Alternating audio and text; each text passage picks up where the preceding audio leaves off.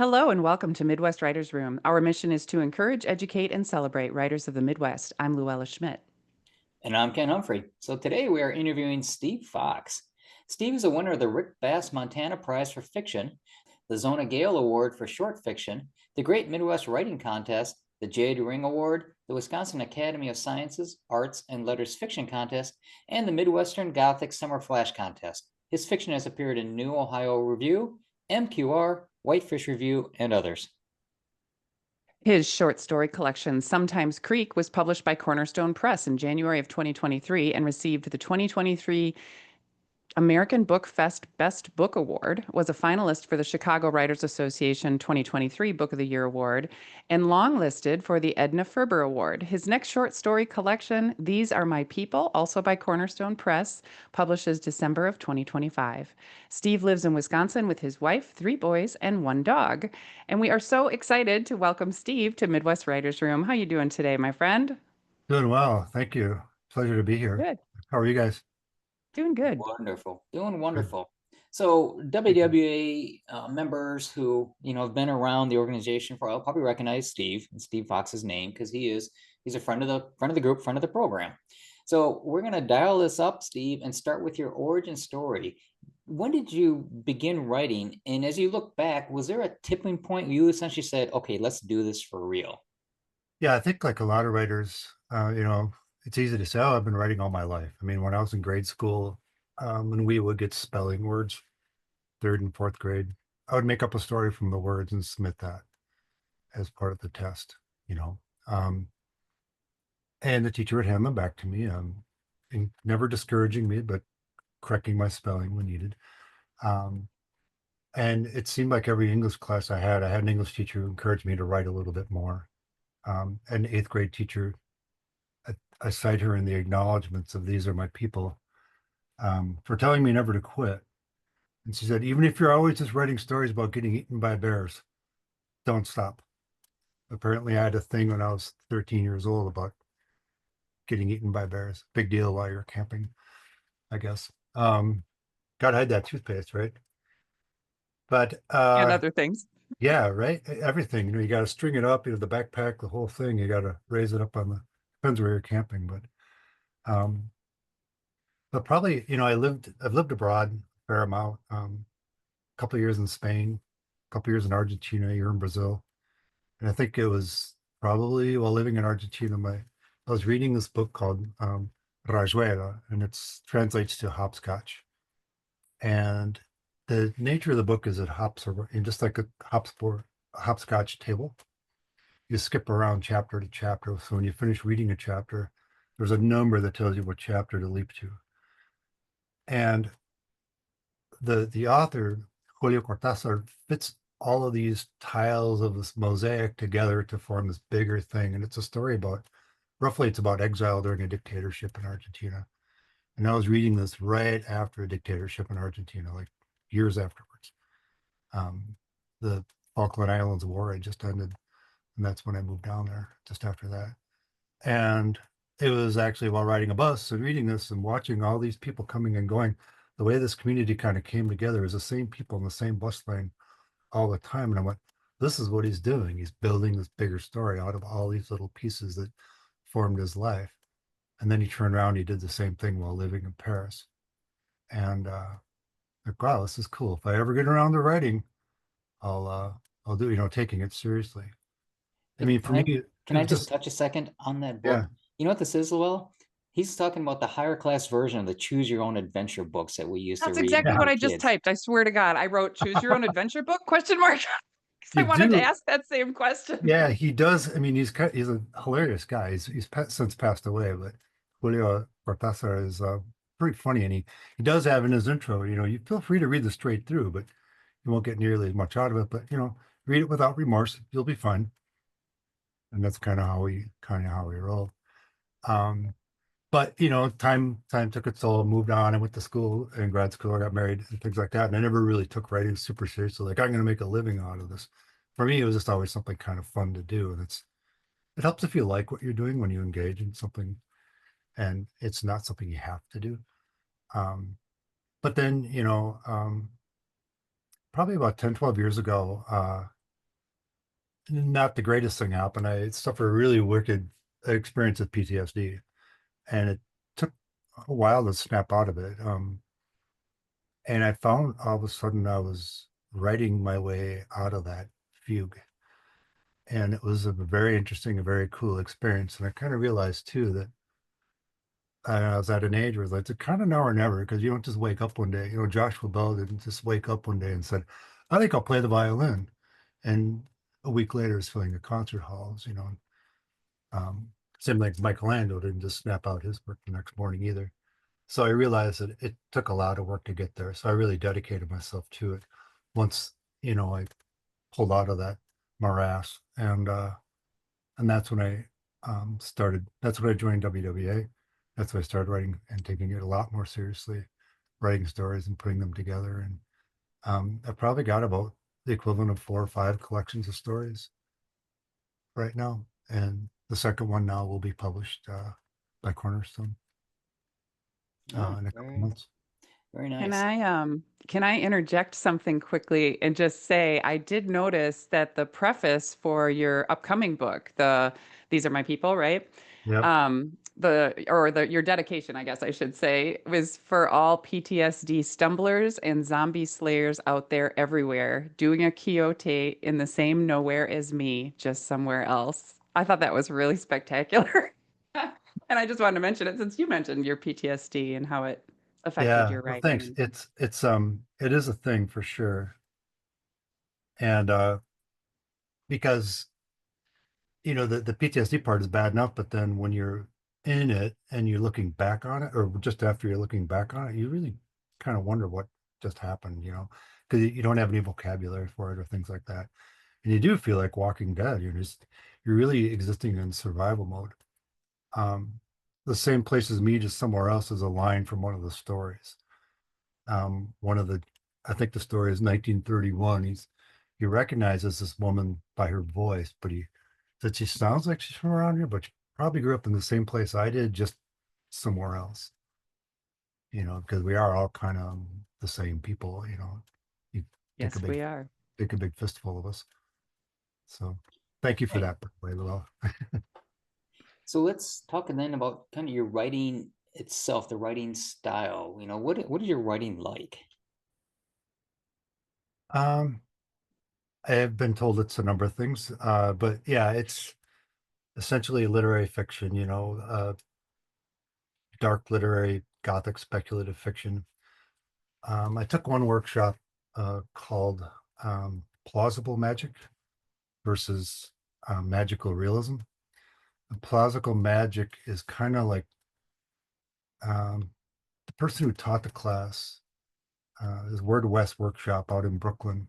I took it during the pandemic. Pandemic, we can talk about that afterwards, but the peak of COVID. But he said, my working definition right now is magical story elements generated through realistic character action. Moment by moment story elements are plausible and make logical sense, but the dissonance they create against other plausible story elements creates an uncanniness or a strangeness. So it's not like magical realism where the world is real and normal, except there's a guy in the story with enormous wings, or Ken Humphrey can levitate across the bar to serve you a drink, but everything else, you know, smells like um, a bar in Wisconsin, but right down to the ceiling tiles and the hot pizza ovens, right? But so he's talking about something else, like along the lines of John Cheever, you know, the swimmer. It kind of shows like this transition of time, but it's really a neighborhood. But is it time or which is it? A neighborhood of time? You don't really know because it's like this swirl of space that encompasses what's happened to this gentleman or the protagonist anyway. Um, but you know, I've told, you know, one editor told me, do you realize he's talking about these are my people. He said, do you realize you're writing the next Winesburg, Ohio? And I said, no, that never occurred to me. And that night when I got home, I ordered a copy of Winesburg, Ohio, and quickly read it. I'd never heard of the book. So I read it, and it is kind of this way that all these characters fit together and form this bigger community, but each of the stories stand alone. I kind of look at a lot of it as, you know, this gut punch realism, but with a dash of speculative sauce on the side. Another editor said it's kind of like Ray Carver and Franz Kafka meet up on the page. So you got like warm beer and a dirty ashtray, but there's something askew there. Maybe Ken Humphrey's levitating towards you again. These things happen. Very nice. And having read the initial couple of stories in his upcoming book, These Are My People, the way Steve is talking, right, and kind of this, a lot of metaphor and very graphical imagery, language, that comes through in his writing. So just in case you're wondering what that's like, yes, it is. I hear your voice in the words, or I should say in the words I've read, now I recognize in your voice talking to you. So that's an incredible talent. Thanks. So can we go back just briefly? I just want to say I want to understand something one more time, like the plausible magic, or is that what you Yeah. called it? Plausible magic? And is it just, did I get this right? That so there's a lot of regular world things that are happening that are not at all magical, but the uncanniness or the dissonance that it causes feels like magic. Did I say that right? Yeah, that's exactly right. Okay. Creates an uncanniness or strangeness. Now I'm quoting David King here, who taught the class. And then the writers we read, let's see if I can get to that. Alex Kleeman, John Cheever, Joy Williams. Okay. Those kinds of stories, where you kind of get done, you're like, huh, but it's all very real, like Joy Williams' story, this guy breaks his tennis racket. That's kind of all that happens, but there's something Right. else encompassing it all, No kidding. Yeah. So tell us a little bit about your background and how, just how your life and experiences have played into your writing. Um, yeah, good question. I think, I don't know. When I was a kid, I had a shortwave radio. I always felt pretty isolated where we lived. We lived in the country outside of, River Falls, and I knew I wanted to get out and see more, but I was only 12, so I couldn't, really do anything. But I figured out how shortwave radios work, and I read about, I was a kid who read Popular Mechanics at school, and I built shortwave antennas, and I strung those up in my yard and drilled holes through the windows and got in trouble and stuff like that. And but I started listening to all these broadcasts from all over the world, and a lot of them are beamed to, well, they used to be anyway, beamed to North America in Spanish during the evening hours because so much of the Americas is Spanish speaking. And I thought, I want to know what they're saying.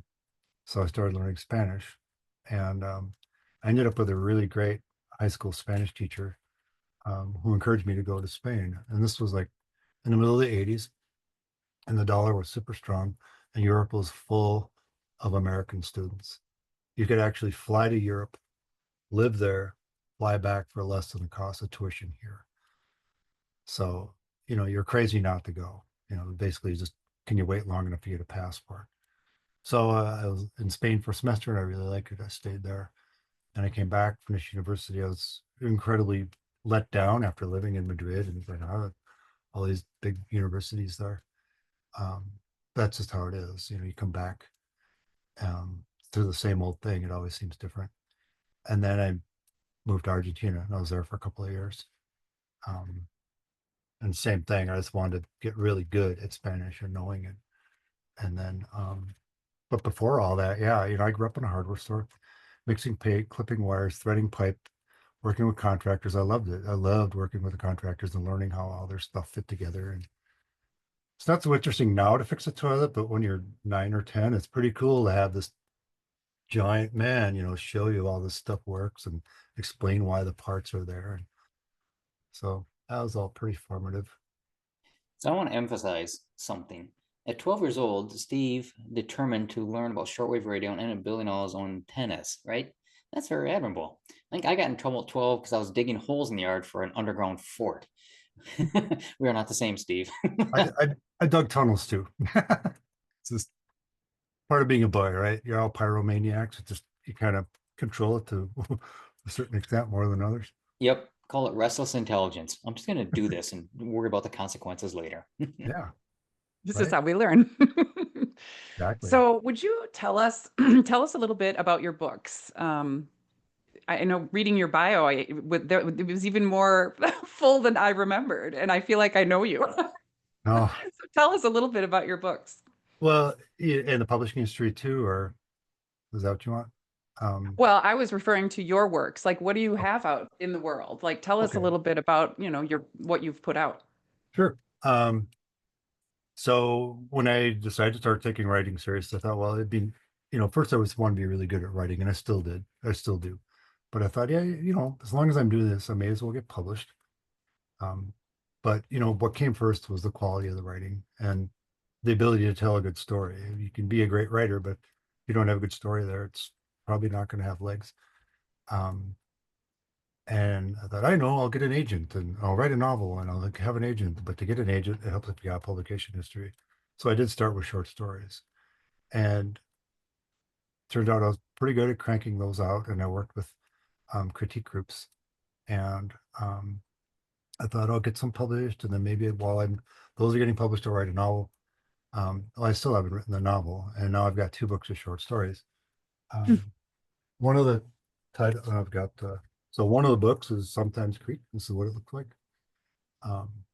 And this collection actually came after the collection that's now coming out called These Are My People. Okay. So in a lot of ways, These Are My People sort of made Sometimes Creek possible, because I was like deciding I'm going to take these stories seriously, but I really can't let characters go and story threads go. I have a difficult time just turning it off. And a lot of my narratives are very close third person or very close first. I write in first, second, and third. And you're always pretty in the character's head, no matter what the perspective is. But perspective is important. I really enjoy seeing the same thing that's happened through various narrators' eyes. So you'll be following this character along into a grocery store, and you're in his head, in his head, in his head, and then bang, there's that moment when the grocery carts bump, and that's when the story breaks open into a scene and dialogue, and something else happens. I put those story threads into a metaphor kind of akin to solutions to a crossword puzzle that intersect. So cross and down, and they come together at a certain point, and that's where they have that one letter common to both solutions, and they kind of rest there at that collision of shopping carts, and then they continue on their way at the rest of the solution or the rest of the thread of their day. Well, I never forget about that other shopping cart and the person pushing it and what they're going to run into once they leave the store. And almost inevitably, I write a story about that character. It may not end up in a book or anywhere else, but I just really, really see everything as interconnected infinitely. And part of like what I was saying about riding that bus and Buenos Aires is just all these people coming from all these little dots on the maps. They come and they go, and those dots get bigger, then they get smaller, and they just swell with all these people. And I just couldn't stop wondering where they all went. Every time I look up, or where they've come from, the stuff they're carrying, what's in the bag. I think normal questions that a writer asks of anyone they walk by in a store, right? For Um, sure. I really like the crossword metaphor. That was cool. That made a lot of sense, actually. oh, thanks. Yeah, I actually put crosswords in my stories. Um, for a while, I was going to have every story end with a crossword, but I got rid of that idea. And then another idea was, and it's kind of the same. Some of the stories, like, they all take place on the same day, because various people in different parts of the state of Wisconsin are working on the same hard crossword question. And there's different scenes around, like, what do you think it is? They're trying to figure it out. But it doesn't always go that way. And that's how it is when you're right. You get stuck on something, and sometimes you cast it aside, but the writing always serves something. Yeah, Always. you're still practicing for sure. Yeah. Yep.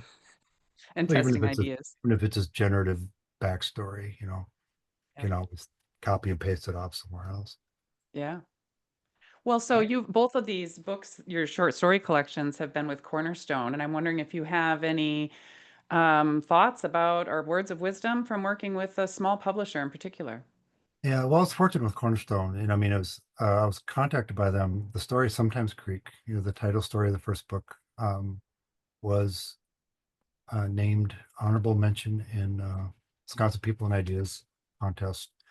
And I think the publisher noticed it. I'd actually met Dr. Ross Tangadal, a couple of years during the before times, a couple of years before.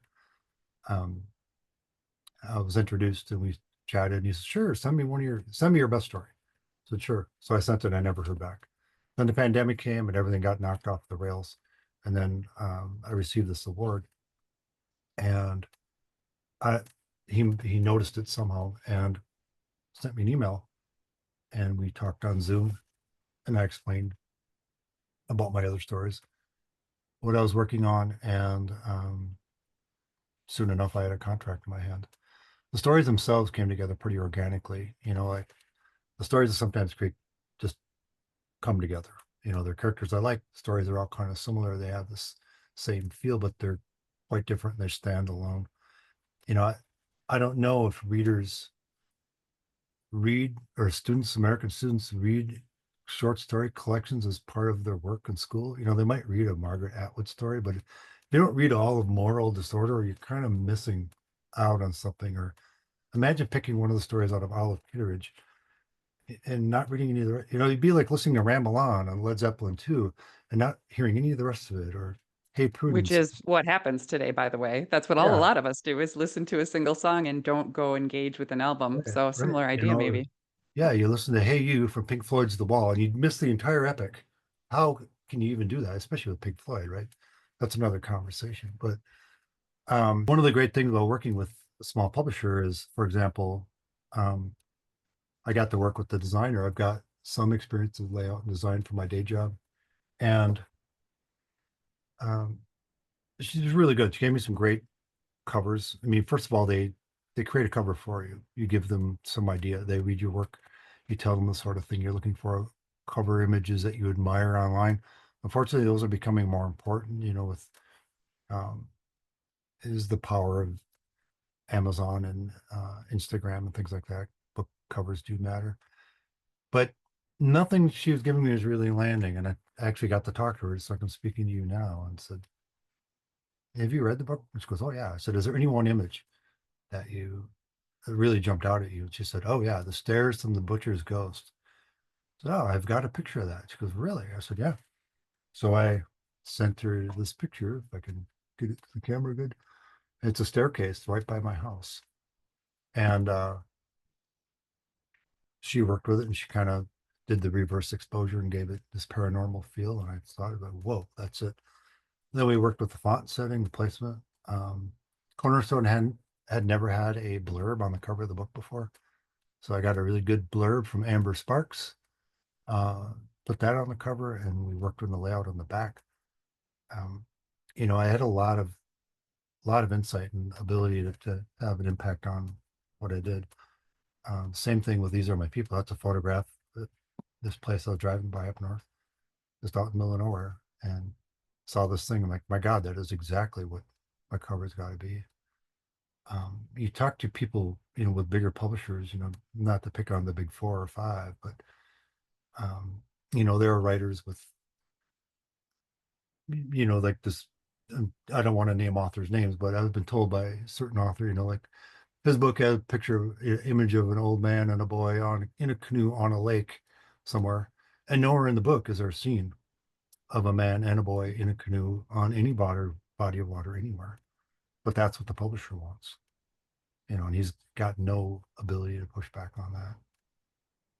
That is nice to have more say over the artwork in particular. I think it's interesting that both of them were pictures or photos that you had or had taken. That's pretty cool. Yeah, and they work at, they don't really look like photographs any longer, but the way the work is rendered, yeah. And then probably the last thing I'd say is, especially it's a regional press, so I can call the publisher and say, I need 20 more copies, and then it's on demand printing. I could say I need 11, and they can print me 11, and I can drive over to Stevens Point and pick them up and drive home. Yeah, very nice. All right, well, should we jump into the WWA message? You bet.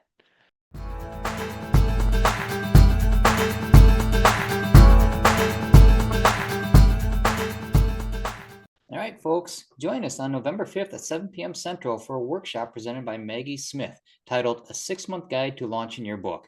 Offered to WWA members, this practical, insightful workshop explores what happens after you've written the book, diving into the strategies and systems that will help you find your readers. Designed for authors at all stages, the session breaks down the essential components of a successful marketing plan with clarity and realism. Learn more and register at wiwrite.org/events.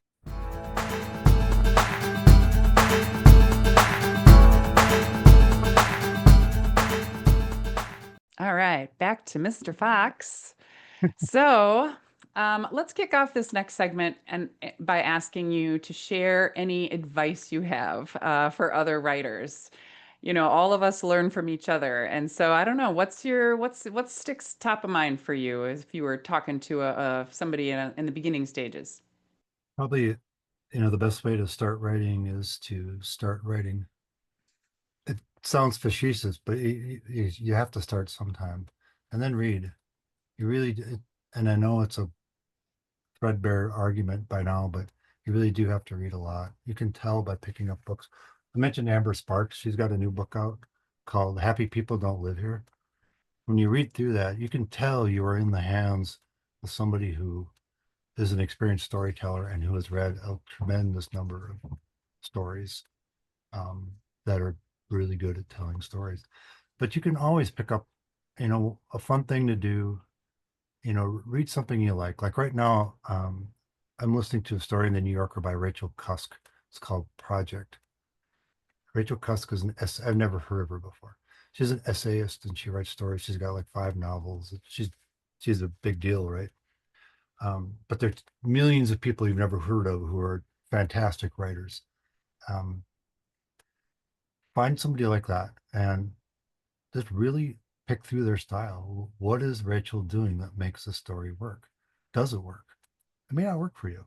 It may not work for your critique group, but there's things to try in every story you pick up. And then look at their other works. Especially, a lot of literary journals will link to other things that they published by that same writer. If there's something you like by her, you might really like this. Or, to avoid that because it doesn't do anything for you. You learn just as much by reading what you dislike as by what you like. I'd say never hesitate to put it down. As far as writer's block or things like that, I kind of don't believe in writer's block, but I think it's because I've always got about 5 or 6 stories in the process. So if I do have a spot that's kind of not going anywhere, I switch to a different story. For example, right now I'm working on a story that's loosely framed around Virginia Woolf. I'm not a big reader of Virginia Woolf, and I know who she is. I've read a couple of her things now. She's a tremendous writer, and I picked up, probably should not have started with The Waves, but The Waves is this experimental thing that really shows off her prowess. And you get done, and I swear to God, I couldn't even address an envelope by it. I'm like, what am I doing? I'm not right compared to this. Everything is just insufficient compared to it. But um, the story is loosely around here, and I'm kind of at a point where I need to let it rest. And then when I do that, I switch to a different story that I'm working on. It's usually completely different. Another thing I do is if I need to stay in the same piece of work, I'll switch perspective. So if I'm writing in first person, I'll switch to third. If it's an older narrator, I'll make it a younger narrator. Off the page, right? Copy and paste and start working on it. If it's something that can help you make the backstory a little richer, and just take it in a tangent, and even if it's 2,000 words, it's a lot, but all of that will bake into your subconscious and it can come out in a very subtle, maybe subtextual way in dialogue, or just a indirect means in a scene. I like that. I don't think we've heard that one before, Ken, that if you're stuck to try switching tenses, like copy and paste and just try a different tense or a Yeah. different age of the character. Those are both very unique. It was very Very unique. unique. Bum, bum, bum. And I have to say, Steve, on the Virginia Woolf comment, now I think you're being too hard on yourself. I received a package from you, and that letter looked perfectly well addressed. I couldn't find any flaws with it. So I think you nailed it. Awesome. Well, they put barcodes on it. They Yeah. read the address back to you and they stick a barcode on it. So, So Well, let's so maybe can we add maybe go a little more practical too about advice? Like, are you a word guy? Do you like Scrivener? Or how do you sure. how do you go about your day to day like actual writing? Yeah, as my kids have gotten older, my daily routine has changed. But yes, I do use Scrivener. So for quite a while, when I had to take them to piano lessons and soccer. But regardless, you're in a parking lot in January and you're waiting for your child to come out. Um, and until that person emerges, most people are looking at their phones in their car, or some of them are listening to music, I suppose. But um, so I use Scrivener, and I would work on my rough draft, and I'd export it as EPUB, pull it into books on my phone, and then I could work on my phone and make edits or suggestions or changes while waiting for my children to come out of piano lessons or emerge from that hockey. It was actually a hockey building used for soccer arena, and make all those changes there. And then when I got home at night, put the kids to bed, I could sync it back up with my Mac and then pull in the changes on my computer and continue lather, rinse, repeat. Some of my stories, there's one story called Then It Would Be Raining that appears in Sometimes Creek. Um, and that the premise of that story is it's written from the perspective of a woman watching her husband slip into dissociative fugue. No idea where she got that idea from. But she's describing is this fragmented way of her daily life. And I didn't realize at the time that the story, the means I was using to write the story, I was writing it on my notes app on my computer and on my phone while waiting for my kids, contributed to the narrative structure of the story, which enhanced what was going on in my narrator's brain. So that was pretty cool.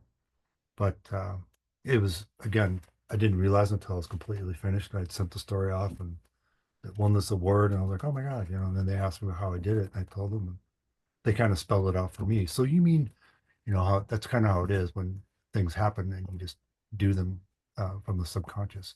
Yeah. But yeah, And so how I did like, that happen? Let me go back and figure it out.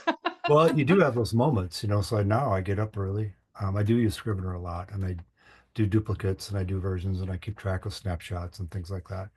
Um, I do get up pretty early and I start writing before I'm really wide awake. I have a glass of water, I grab coffee, I sit down, and I resume from last night. And it's usually about a good hour that, I'm writing while waking up. And then I pick it up again at night. And often I will leave myself a place to resume in the morning. Um, One story, these are my people, actually, the title of the next book. Uh, when I was writing that story, I ended it I left off at the night with a summary. It was like, this is what will happen. And then this is going to happen. And she's going to do this. And he's going to react this way.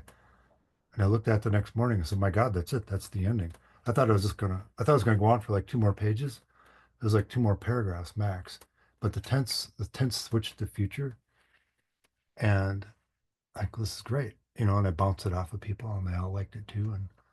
And that's how it stuck. So that's similar to what we've heard before too. For some people, that leave off your writing for the day where you know it's going to pick up, right? You already know what's going to happen next, Mhm. but don't Yeah. write through that ending because then you have to start fresh the next morning figuring out what happens next. Leave off in the middle, so you already have kind of that momentum or that traction built Mhm. in when you start Right. pressing the keys. So, good advice, Luella. Should we dive into the special sauce? We're up to the special sauce question. What do you got for us, Steve? What makes you unique? Yeah, it kind of depends on the day. And when you ask me today, I might say I come from a long line of nappers, and that's very important. That 7 to 10 minute power nap. Um, yeah, probably just having lived and worked overseas. I haven't been to Asia, but Latin America, I've traveled all through it. I went through some pretty tough times. I once ran out. There was a problem with my funds. I was at the very tip of Argentina, down at the bottom, Tierra del Fuego, and I had to hitchhike all the way back up to Buenos Aires. It'd be like hitchhiking hiking from about Mexico City to Newfoundland. Really long. Wow. Yeah, took a long time. I didn't have any money. I didn't have any food. People don't pick up hitchhikers, And so I had to, play the I'm a gringo card a little harder than I normally would. Usually you try to blend in down there, but not this time. I'm like, please give me a ride. But yeah, that took quite a while, and I finally got there, and I got to the bank. Then I wasn't looking so great when I got to the bank where my wire what had arrived, and had to convince them who I was. And the doctor, they were looking at the passport photo, looking at me. I'm like, I'll shave, I promise. It was amusing, but not. They were enjoying it. I wasn't. That kind of travel, though, really does kind of infuse you with it, that kind of both the discomfort of it, but Yeah, also the longevity of it, I mean, yeah, you're it walking was, without a wire, walking without a net, right? You're just kind of Yeah. out yeah, there hanging it out, hoping you totally don't right. slip. I mean, it's gorgeous. It's a beautiful place, and it's all that, right? People there are wonderful, but still, they're busy with their own lives and they're doing their own things, and they're wary of hitchhikers just like they are here. Mhm. Yeah. So Yep. yeah, I guess that's one thing. That's definitely Big one. special, all right. And we've never had a hitchhiker through Argentina before. Well, this is a first. So, Steve, how about telling our listeners where they can find you out there in the virtual world? Where can you find me? So online, on the web, and on Blue Sky, it's stevefox.com, stevefoxwrites.com. And on Instagram, I am at Steve Fox Writes. All right, very good. We'll Wonderful. post all those links in the show notes. Cool. Well, let's jump into some good news.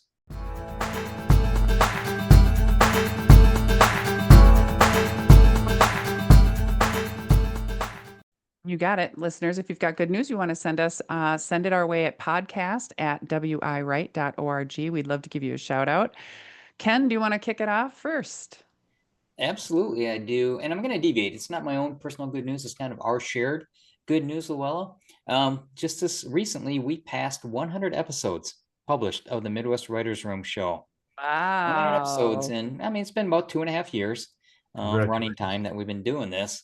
So that feels pretty good. And, not to toot our own horns, but, last time I looked, we were listened to in 16 different countries, Mhm. and we're in the top 50% of, I think they call it the literary publication genre of podcasts. So, hey, we must be doing something right. We survived for We're 100 above average, episodes. baby. Yep, Woohoo! there's still 100 It's more to go. Steve, It's a good show. I mean, I enjoy listening, and I'm not just saying that. I love listening to writer interviews. Just Me too. I think that's Ken and I too. Like, I think we just want to listen to our guests. yep. yeah, So, for sure. It's a great experience, and yeah, I think you're doing a great job. All right, very that's good. great. Thanks for Thanks, Thank putting you. it Ken. out That was there. a good one. That was a good one. How about you, Steve? What do you got for good news for us? Um, let's see. No, weekend before was the Wisconsin Writers Association annual conference, and one of my stories, which I wrote about Argentina, by the way, the fifth directive was awarded honorable mention in the Jade Ring contest. It's a big deal. It's a remarkable honor to be in the winner circle.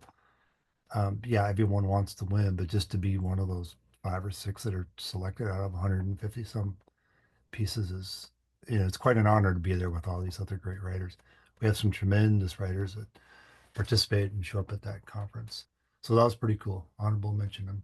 Yep, I would highly concur. Just the wealth of writing, the competition in the Yeah, writing out there. It says great. something when you kind Yeah. of rise to the top and the judges recognize what you brought to the table. So, I think I might have been the one to read out your award there, Steve. I don't remember, but if not, I'm going to give it to you again. Congratulations. Some Yeah, great writing. congratulations. Thank you. Luella, what's your good news? Oh, geez. Okay, so I'm gonna go with my good news is this I'm going to see Paul McCartney at US Bank Stadium this weekend. So I'm very excited about Wow. that. That's where our Vikings play. Your So Your bringing Vikings, some not my Vikings. good. Well, no, not our Vikings, Steve. Anyway, I'm very excited about that. We're going with some girlfriends, and so it's fun to do a little girls trip. So Wave when you drive by, okay? I sure will. All right, listeners, again, if you want to share your good news with us, please email podcast@wiwrite.org. We'd love to hear from you.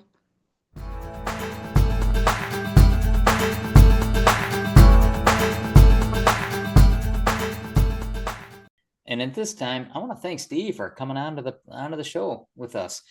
I mean, I don't know about you guys, but just listening to the way Steve breaks down his thoughts and he breaks down his process, just the way he's able to illustrate, what's going through his head.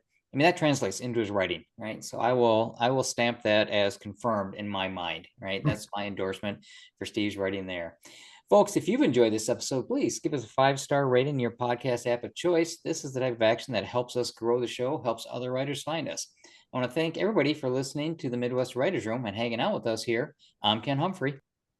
And I'm Luella Schmidt. Words ignite imaginations and spark change. Never underestimate the power of storytelling.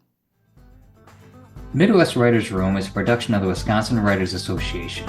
Writing and editing by Luella Schmidt and Ken Humphrey. Sound design and editing by Ken Humphrey.